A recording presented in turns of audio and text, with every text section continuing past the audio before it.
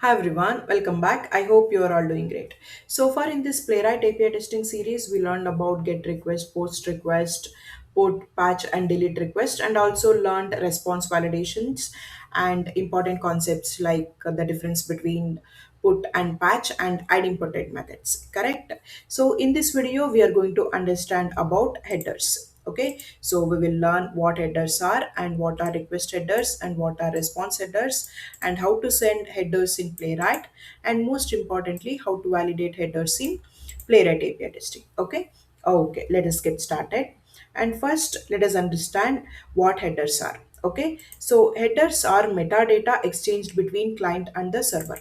I'll repeat once again. Headers are metadata exchanged between client and the server, or we can also understand like headers are additional information sent along with an API request or response. I'll repeat. Headers are additional information. Okay,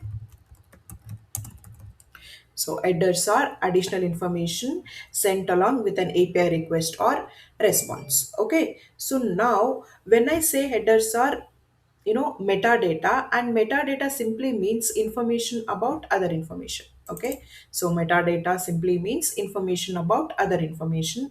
For example, so if I take this example, okay, so here this request data contains the actual data, correct?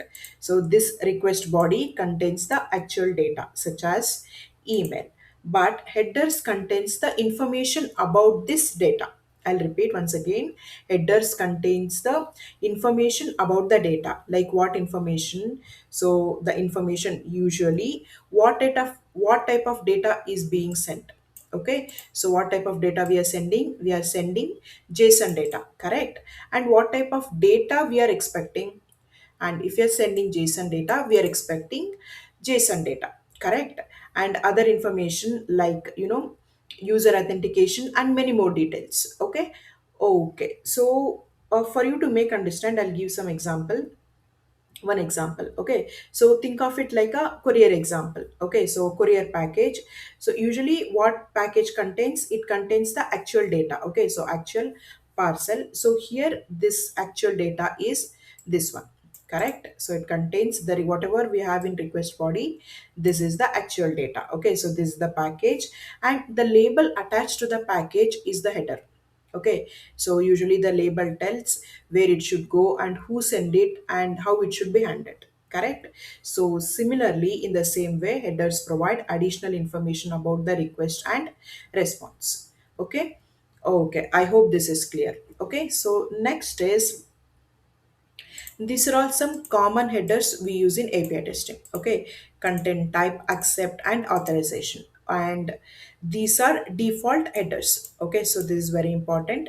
So common headers, and these are default headers. Default headers means, so even though you don't specify any headers manually, so this will be sent along with your API request. Okay, so these are called default headers. Okay, so now I'll explain one by one, and this is very important from interview perspective. Okay, so just understanding content type, accept, just knowing that content type is application and accept is application and host user agent. Just instead of just knowing the meaning, so understand what they are and what they will do. Okay, so the first one is content type. So content type usually is application slash JSON. Okay, so in our example, we mostly send JSON data, correct? So here, what is that? Update user. So here also we used JSON data, and post also we have used JSON data, correct? So in our application or in any other application, usually, okay, so usually we use the content type is application JSON. Okay, so we have other types like application slash HTML. No, not application slash HTML, text slash HTML, and application JSON. Okay, so we mostly use JSON data. So we specify content type is application JSON. Okay, so next is accept. Okay, so this is very important. Accept means, so here I'm telling the server that what type of response we expect.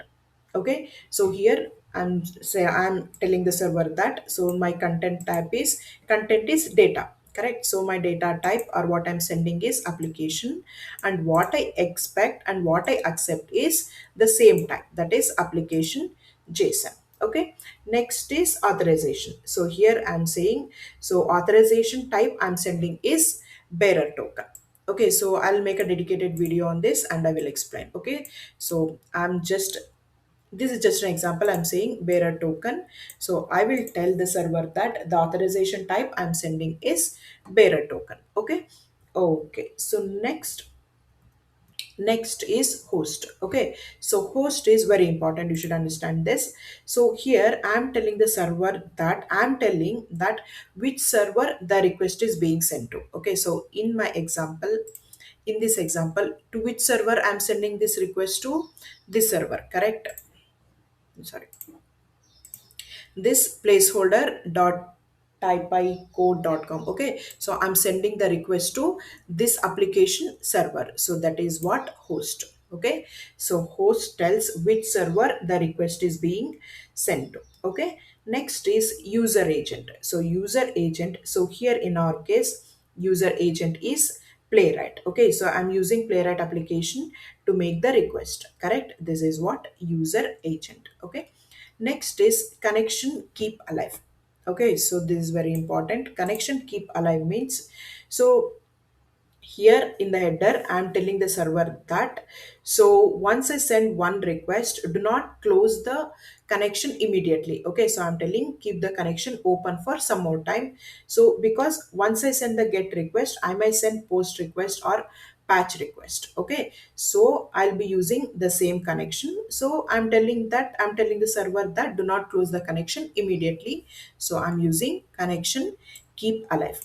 Okay, next is accept encoding. So accept encoding is, so this is performance related header. Okay, so this, like as I'm saying, encoding means this is a performance related header, and I'm saying that suppose if you are sending data overall like some 1 MB, 2 MB, or 20 MB. So what I'm telling that, so compress the data and send. Okay, so here I'm telling compress the data and send. So when you compress, the data travels over the network, so will be easy, and it improves the performance. Okay, so the type usually we use is gzip. Okay, so there are other compression format. Okay, so and here we can specify other accept encoding format like others, like there is a PDF and JPEG. Okay, so here we are using gzip. Okay, okay, so these are all important types of headers. Okay, so these are all common headers and these are default headers we send. Okay, okay, next is important thing is, do we manually need to send the headers? Is it mandatory that we should manually send the headers? The answer is no. Okay, so we do not explicitly need to send the headers to Playwright. Okay, by default, as I said, these headers will be sent. Okay, okay, so next is, so like the headers will be sent along with all the HTTP methods. It is not like only with the post or put we will send, because where there is a request body. Okay, so even with the get and patch and delete, we will send the, or by default it you send this headers. Okay, okay, so next important concept is request headers and response headers. Okay, so request headers is very important. So headers go from client to server. Okay, so here in this example, this is request, correct? So the information, or the headers we sent from client to server is what request headers. So response header is what comes from the server to client. Okay, so same as request and response. Okay, so request headers are headers sent by the client, and response headers are headers returned by server. Okay, okay, so now here I've created the spec file already. So name it headers. Okay. Okay. So here I've created this variable called request headers.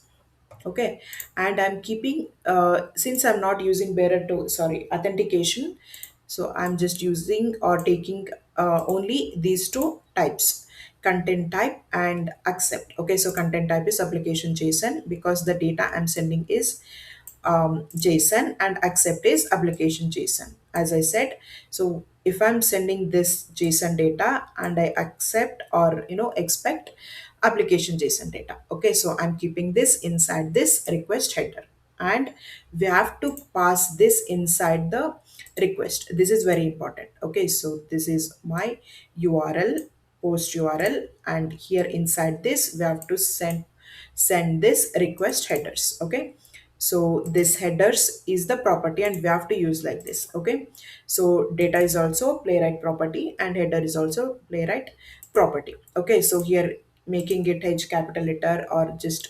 writing it header, it will not work. Okay, so we have to write it like headers. Okay, okay, so here I'm passing header inside this request. Okay, okay, so next is this part, that.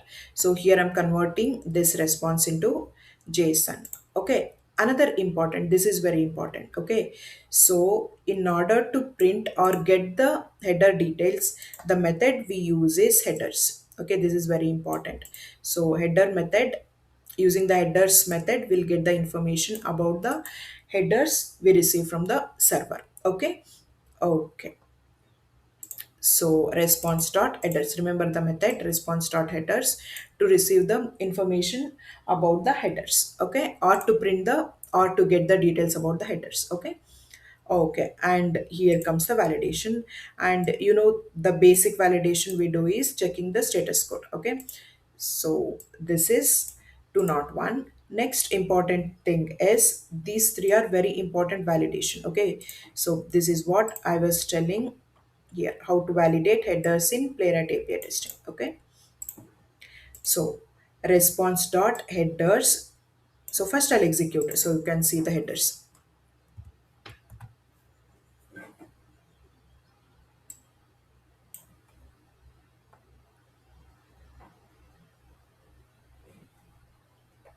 I think I've already executed. I will show you. Okay, so these are response headers. So I've explained only important ones. So these are all the headers, response headers we received from server. Okay, so date. Okay, so it is sending the date and content type. As you can see, application JSON and content length 72 and connection keep alive. Okay, so as I said, so like connection is one of the headers that by default playwright sent. Okay, so as you can see, we got the same connection keep alive. Okay, and location, these things, and server. So these are all the headers we received from the server. Okay, from which method? Using response dot headers. Okay, so in this, using this method, we received the headers. Okay, okay, so now this is headers, so this whole part is headers. Okay, so here I want to validate whether content type is present or not. So response dot headers bracket open close, and inside this square bracket, so here you can see content type.